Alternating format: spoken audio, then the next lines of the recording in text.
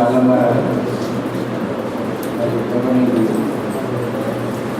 ఆచార్య వసంత కన్నట్రావు మిత్రుడు ఆత్మీయుడు అన్నవరం దేవేంద్ర ఇంగ్లీష్కు అనువాదం చేసిన దేవేంద్ర గారికి అనువాదం చేసిన మరియు పుస్తకాన్ని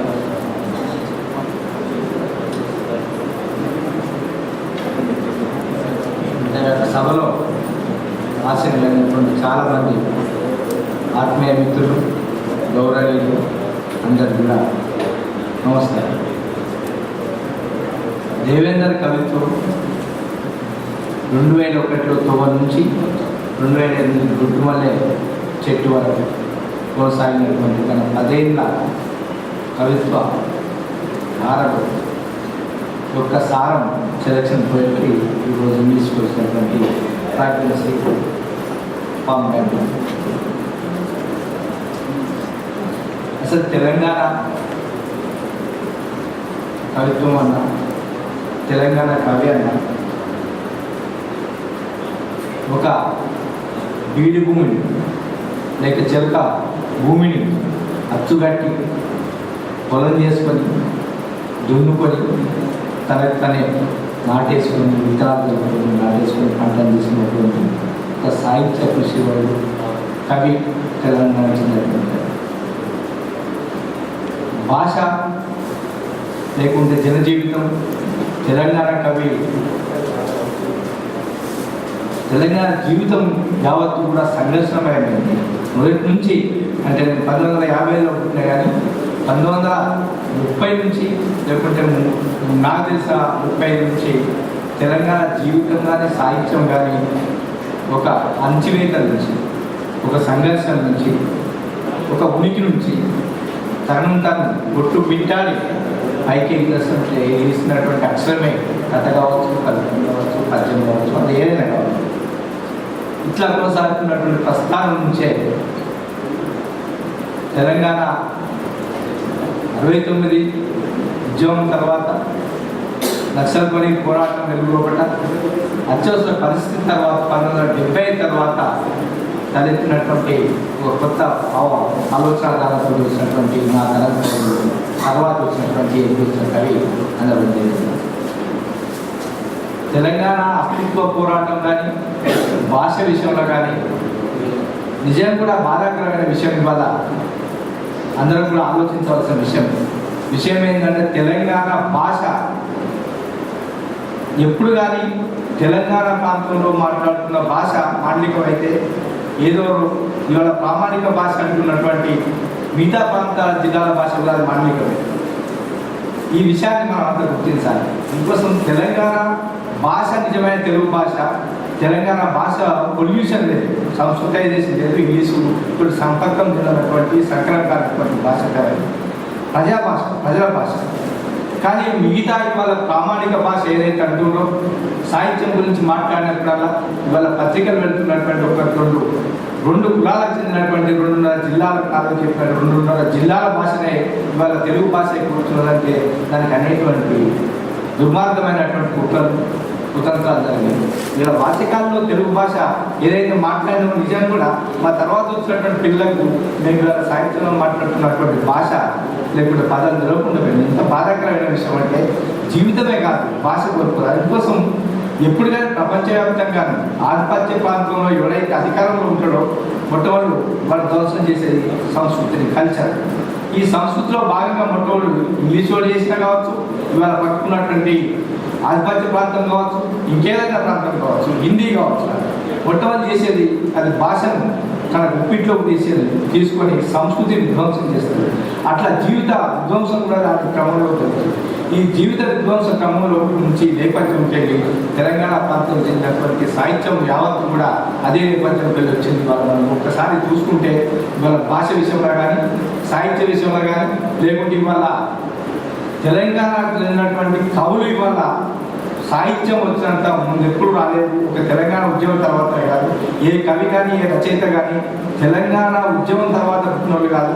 అంతకుముందే వాళ్ళకు ఒక ఐడెంటిటీ ఉంది, ఒక కవి ఉన్నాడు, రచయిత ఉన్నాడు. కానీ తెలంగాణ ఉద్యమం కానీ లేకపోతే అంతకుముందు ఉన్నటువంటి నక్సల్బరీ పోరాట ఉద్యమం కానీ మనలో సామాజిక ఇవాళ విప్లవ పోరాటాలు తెలంగాణలో ఉన్నటువంటి పోరాటాల్లో కానీ ఇవాళ మనం మాట్లాడుతున్నది ఆ నేపథ్యంకి వెళ్ళి ఆ వెలుగుల్లోకి వెళ్ళి వచ్చినటువంటి దేవేందర్ గారిని మేము అంటాం. కానీ ఇక్కడ చాలామంది మిత్రులు ఉండరు, వాళ్ళంతా కూడా అట్లాంటి నేపథ్యంకి వెళ్ళి వచ్చేవాళ్ళు. కాబట్టి ఇవాళ ఒకసారి తెలుగు సాహిత్యాన్ని ఇవాళ బేరేజ్ వేసుకుంటే ఇవాళ తెలుగు సాహిత్యం అని ఏదైతే కవిత్వం అని అనుకుంటూ ఏదైతే భాష అనేటువంటి డివేషన్స్ ఉన్నాయో చాలా బాధాకరం. ఇవాళ రావు శాస్త్రి సొమ్ములు పోనాయని చాలాసార్లు మాట్లాడుతున్న విషయం ఆ నవలు కవి అంటే ఎక్కడో చదివినటువంటి రవిశాస్త్రి కానీ కాళీపట్నం రామారావు కానీ గురజాడప్పారావు కానీ వీళ్ళంతా ఎవరు వాళ్ళ భాషలో వాళ్ళ మాండికంలో రాసినటువంటి భాష. ఇవాళ అది ఎట్లా తెలుగు సాహిత్యంలో కూడా ప్రామాణికమైంది, ఇవాళ తెలంగాణకి చూస్తున్నటువంటి సాహిత్యం ఎందుకు ప్రామాణికం కాకపోతుంది? ఇది జరుగుతున్నటువంటి వాళ్ళు చాలామంది చాలా అకాడమీలో కానీ యూనివర్సిటీలో ఉన్నటువంటి వాళ్ళు కానీ లేకపోతే మిగతా ప్రాంతాల్లో ఉన్నటువంటి చాలామంది మా మిత్రులంతా కూడా ఇవాళ ఆలోచించుకోవాలి. కానీ తెలంగాణ ఉద్యమానికి సౌహృదయతను ముఖ్యంగా సామాజిక సాహిత్య వాతావరణంలో కనీసం కలిసి రాని వాళ్ళు ఏ కవి కానీ రచయిత కానీ పీడకుల వైపు ఉంటారా పీడితుల వైపు ఉంటారా అంటే పీడితుల వైపే ఉంటాడు. నీకు పాలస్తీనా ఉద్యమం లేకుంటే అమెరికాలో చేస్తున్నటువంటి అన్యాయం గురించి మాట్లాడుతున్నాం. కానీ ఈ పక్కకు ఒక 600 మంది పిల్లలు చనిపోయారు, ఒక ఉద్యమం జరుగుతుంది, ఒక పిల్లలకు గురైనటువంటి ప్రాంతం 50 నుంచి 54 నుంచి దీని గురించి ఒక కవి యొక్క నోరు పడిపోతుంది. వెంటనే మాట్లాడే తెలంగాణ ఉద్యమాలు ఎందుకు ఇది వివక్ష? తెలుగు సాహిత్యంలో కూడా ఇవాళ అంతా ఒకటే భాష పేరు మీద అన్నటువంటి మాట్లాడుతున్న వివక్ష ఏదో తెలంగాణ ఉద్యమం వచ్చేప్పుడు ప్రతిసారి తెలుగు అంతా ఒకటే అన్నటువంటి ఎజెండా మీకు ఎందుకు తీసుకొస్తుంది? ఈ విషయాన్ని కుట్ర ఉంది. ఎందుకు ఈ మిగతా ప్రాంతాల్లో ఉన్నటువంటి తెలంగాణ సాహిత్యాన్ని ఎందుకు ఇది తెలంగాణ ఉద్యమాన్ని ఎందుకు ఆమోదిస్తారు? ఎందుకు తెలంగాణ ఉద్యమాన్ని నోరు పడిపోతుంది? ఏదో గుసగుసలు పక్క మేము ఒప్పుకుంటున్నాయా కూర్చుపక్క కూర్చొని మాట్లాడతారు. బాధంగా ఇవాళ ఒప్పుకోవాల్సినటువంటి పరిస్థితి ఉంది. మీరు పీడితుల వైపా పీడకుల వైపా ఎక్కడో అమెరికా జరుగుతాయి, ఎక్కడో ఆఫ్ఘనిస్తాన్ జరుగుతాయి, ఎక్కడో సద్దాం హుసేన్ చచ్చిపోతే ఇవాళ మాట్లాడుతున్నటువంటి చాలామంది పెద్ద మనుషులు ఇవాళ తెలుగు సాహిత్యంలో కూడా చాలా మంది కవులు రచయితలు పక్కకున్నట్టు తెలంగాణ ప్రాంతంలో పీడనకు గురవుతున్నటువంటి విషయంలో కూడా ఇది ప్రజా సమస్యలు కాదా? ఇది ప్రజా జీవితం మతాభివృద్ధి జీవితం కాదా? ఇక్కడ చాలా మంది 1000 మంది చనిపోయారు, వివిధ పోరాటాలు చనిపోయారు, ఇవన్నీ కనబడుతున్నారు.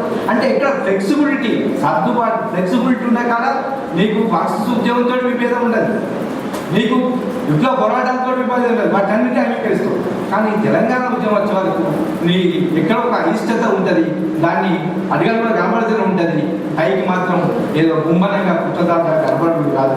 ఇవాళ తప్పనిసరి మీరు అటు ఇటు తీర్చుకోవాల్సిన ప్రాంతం అవసరం ఇవాళ ఎజెండా మీద ఉంది. తెలంగాణ పీడితుల వైప పీడకుల వైపు కూడా మిగతా తెలంగాణ ఇతర ప్రాంతంలో ఉన్నటువంటి కవుల చేతులు బాటంగా ఇవాళ చెప్పాల్సిన అవసరం ఉంది. ముఖ్యంగా హైదరాబాద్లో జీవిస్తున్నటువంటి చాలా మంది కవుల చేతులు చెప్పాల్సిన సమయం ఆసన్నమైంది.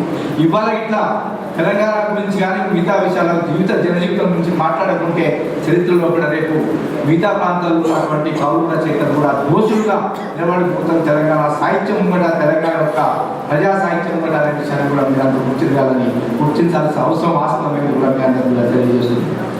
ఇంకొకసారి మనం తెలుగు సాహిత్యాన్ని ఆధునిక కవిత్వాన్ని ఇట్లా చూస్తే 1983 తర్వాత వచ్చినటువంటి అనేక వాదాలు, స్త్రీవాదం కావచ్చు, దళితవాదం కావచ్చు, మిగతా అన్ని వాదాలను చూస్తే దాని తర్వాత వచ్చినట్టు ఇవాళ ఆధునిక తెలుగు సాహిత్యం ముందెప్పుడు లేనంత కట్టుబడి కొనసాగుతుంది. అన్ని కులాల నుంచి, అన్ని వర్గాల నుంచి, అన్ని ప్రాంతాల నుంచి వాళ్ళ జనజీవితాన్ని ప్రతిబింబించుకుంటూ ముందెప్పుడు లేనంత తెలుగు సాహిత్యం వాళ్ళ పుష్టికరమైనటువంటి ఒక ఆరోగ్యకరమైన లక్షణంతో ఇవాళ అది సుసంపన్నమైన విషయాన్ని మనం అంతా గుర్తించాల్సిన అవసరం ఉంది అని కూడా ఈ సందర్భంగా తెలియజేస్తూ, ఒకటి తెలంగాణ కాదు ఏ ప్రాంతంలో కావచ్చు కాదు, స్థానికం కానిదేది ప్రపంచం కాలేదు. ఫస్ట్ మనం అంతా గుర్తించాల్సింది ఇది స్థానికమని, ఇది స్థానికేతరమని, ఇది అస్తిత్వం అని, ఇది అస్తిత్వం కాదని ఇట్లాంటి వాటిని కాదు. కానీ స్థానికం అయిందే ప్రతిది కూడా ప్రపంచం అయిపోతుంది తప్ప మరొకటి కాదు.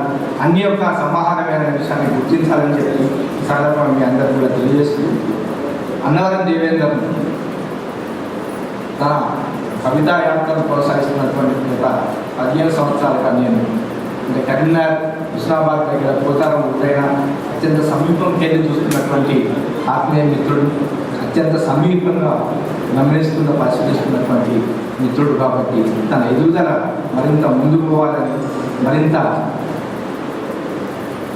ఇంకా ప్రకాశవంతంగా తేజవంతంగా వెలగాలని ఈ సందర్భంగా అన్నవరం దేవేందర్ను అభినందిస్తూ జయలక్ష్మి గారికి కూడా ఈ సందర్భంగా కృతజ్ఞతలు. అంటే ఒక తెలంగాణ కవిత్వాన్ని ఇంగ్లీష్ తీసుకుపోవడం అంటే మామూలు విషయం కాదు.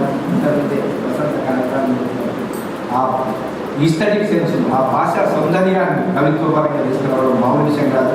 అది ఇంగ్లీష్ నాకు అంత బాగా రాదు, కానీ అంతో ఇంతో లేకుంటే సాధ్యమైనంత వరకు తన శక్తి మేరకు అలాంటి ఫలితాన్ని పొందిందని తెలంగాణ ప్రభుత్వం అనుకుంటూ అభినందనలు దేవేంద్ర మరోసారి తెలియజేసుకుంటూ నమస్కారం.